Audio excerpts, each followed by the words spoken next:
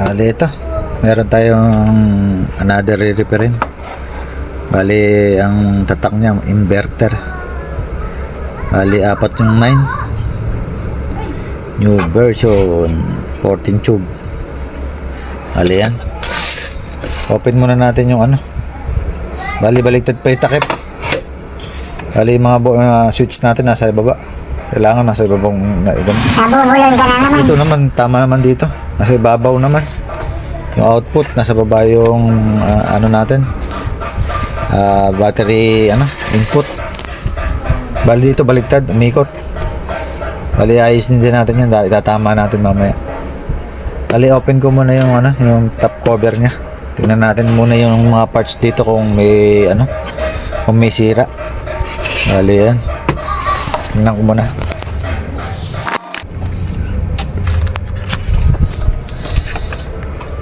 Bali ito. Meron siyang yung sa may sa may socket ng switch niya. Tinanggal. Bali ito yung yung switch niya, nirekta na. Ayan, nakarekta. Tapos dito siya naglalagay ng button. Medyo malaki lang yung wire na ginagamit niya sa button. Para di nag-iinit. Bali yun, wala naman akong nakitang ibang problema dito. Meron lang ako isang napansin. Bali ito, yung pagkakabaligtad niya. Bali magkakaroon siya ng nakadikit dito sa sa heatsink natin na sa SCR. Bali yung switch, ayun, nakadikit na rin mismo sa sa sink. Yan, kung makita po natin ito. Bali hindi pwedeng dumidikit yan, kailangan tanggalin natin. Bali wag natin tanggalin, testingin natin na nakadikit yan, tingnan natin kung aandar siya. Bali ito, lagyan ko lang siya ng ng battery saka output.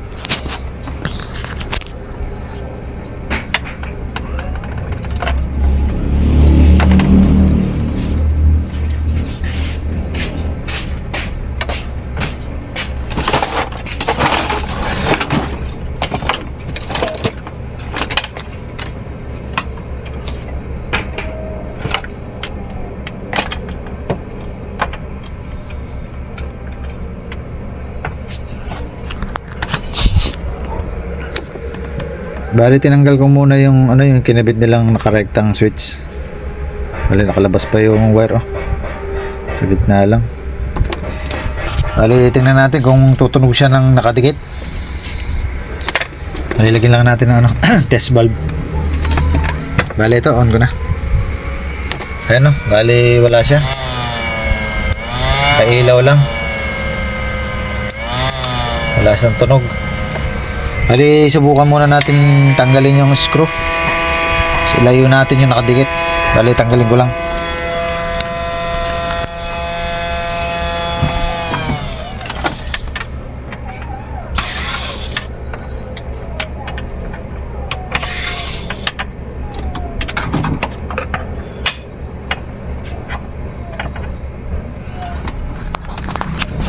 Bali yan ang dapat na forma niyan na wala sumasayad. Yan.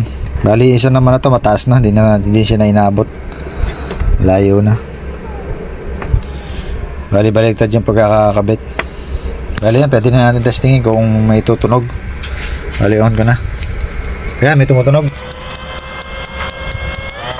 Kanina wala. Dahil kung muna kadikit yung niya. Yung terminal na to. Tama, ito yung pula. Ito yung nakadikit kanina pagka nakabaliktad.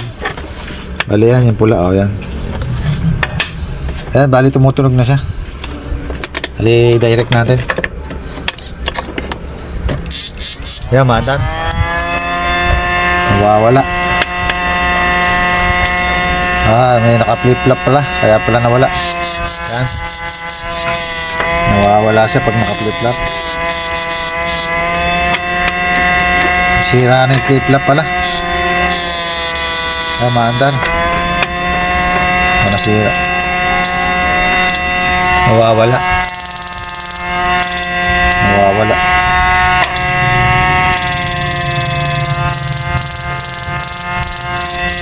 Okay, patayin muna natin. Yan lang, papabago-bago tunog. Hindi siya steady. Magaspang. Bali ito, nakasagadan ng hina ito. Yan. Hinaan pa natin dito. Yan, sa ano niya, sa high and low. Patayin muna nga natin yung blower, maingay. Bali ito yung yung kinakain niya sa baterya. Yan ang pinakasagad. Pinakamahina yan. Ang sagad niya 380. Ayan. Lagyan natin 330 na lang. 330. Bali, try natin palitan yung lakasan. 500. Ito. Ito natin ang artificial na lakasan. Ayan. Bali, tingnan natin yung pinakamahina. Sagad natin. Ayan. Tingnan natin yung kinakain sa battery. Ayan, bumaba na. Bali 145. Bali sa pinakasagad yun. Yan. Bali sira yung lakasan niya. Ito. Bali balik natin para makita natin. Bali yan yung pinakasagad niyan, pinakamahina.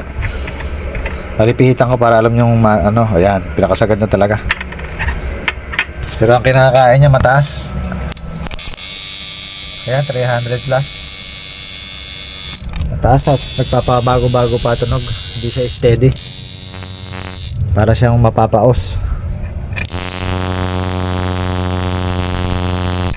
Yan.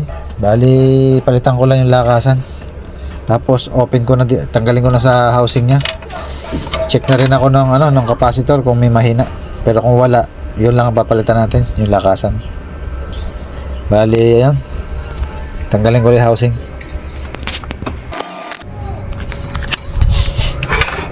Bali ito, yung isang capacitor na to may hinang. Ayan. Medyo pangit ang pagkakahinang. Hindi siya lutong-luto.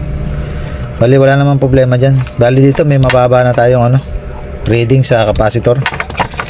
Mababili ka tayo magpalit ng 2 UF dito. Bali ito, tingnan natin yung reading nya. Bali yan, nakakabit na. Ayan, 3.7 na lang.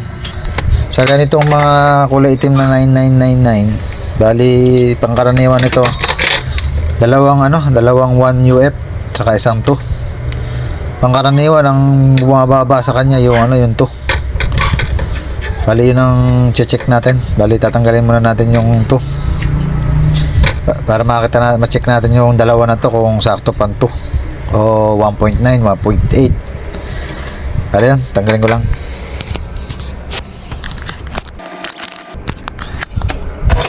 Bale ito, na-remove na natin yung yung 2UF. Bale ito, 2UF 2. Bale, reading natin to kung ano pa yung kanyang reading. Tingnan natin kung gaano kataas.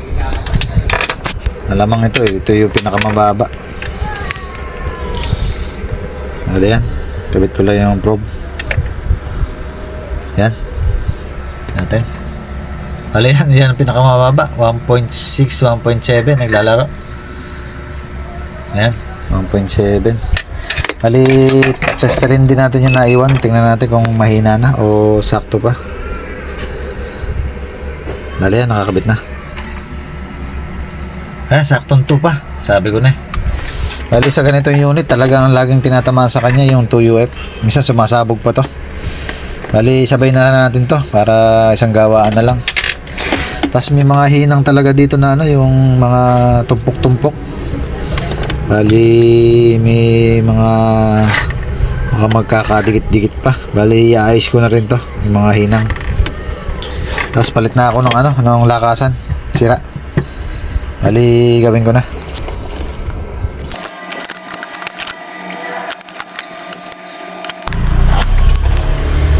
Bali ito mga kabali. Bali. Bali na palitan na natin yung ito may kalawang pala. Kaya pala nagpapabago-bago tunog. Saka nakasagad tayo ng hina pero mataas pa yung kanyang frequency. Bali sira talaga. Ito yung pinalitan natin. Capacitor 2UF. Bali ito na yung bago. Yan. Bali kabitan natin ng ano, ng battery. Test valve lang muna pala para sigurado may nagkaroon ng problema sa pagre-repair natin. Testing ko na. Ito, on ko na. Yan, maandar. Muna natin kinabit yung blower para hindi maingay. Ito, i-plug in ko na yung ano, yung direct battery. Yan. On ko na. Yan. Bali, ito na yung pinakamahina. Lalayo ko lang. Yan, bali, on ko na. Yan, 100 plus. Bali, yung pinakamahina. Bali, sagad ko. Pati sa ano, sa high and low, saka dito sa frequency nya, volume. Bali yan, on ko na. Bali pumapatak lang siya ng ano, 40 ampere, 500 watts. Bali pwede pa natin pihitan ng bagya, medyo mahina. Bali dito pipihitan lang natin.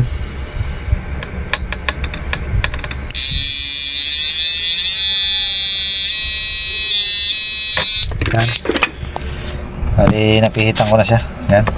Bali on ko na. Yan. Bali 65 ampere, 775 watts. Bali tumas na.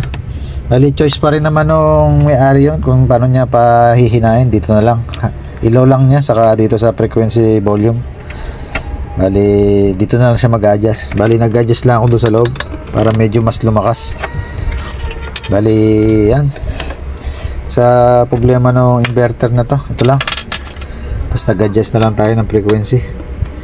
Bali sa mga ganitong malalaki, hindi na tayo nag-upgrade ng mga capacitor dahil matataas naman na to. Doon lang tayo nagpapalit ng mga capacitor pag sa maliliit na, kasi gustuhan din naman ng mga customer yon, mga nagpapagawa. Sila may gustong mas lumakas yung mga inverter na ginagamit nila. Bali yan, sa kanilang mga ganito talagang ano, matataas na ano nito, output, lalo na rin sa transistor, sa SCR nya, dalawa. Bali yan, sa problema nya okay na.